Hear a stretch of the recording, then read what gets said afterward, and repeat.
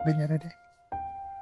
Isa doon ay yung pinangako niya na hindi niya papabayaan yung sarili niya, iinom siya noon.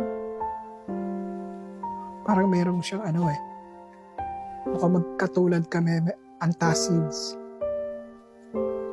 So yun lagi nire-remind sa kanya, huwag kakalimutan.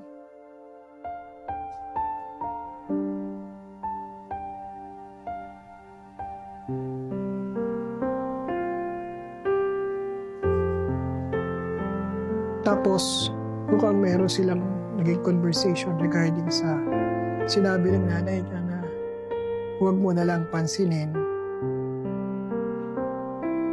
Gawin mo lang yung tama, yung alam mong tama. Mukhang ito ay may kinalaman doon sa kanyang mga nakakasama o sa kanyang grupo. Kasi yun yung laman ng conversation.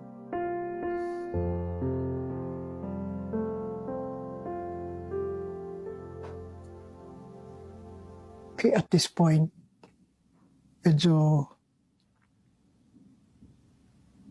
nawawala na po yung connection.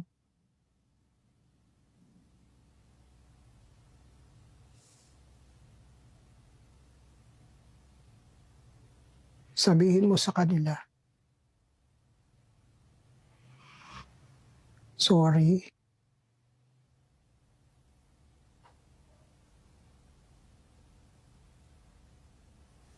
Hindi na daw po matutupad yung tungkol sa bahay. Yung pagpapaayos at saka yung tungkol sa lupa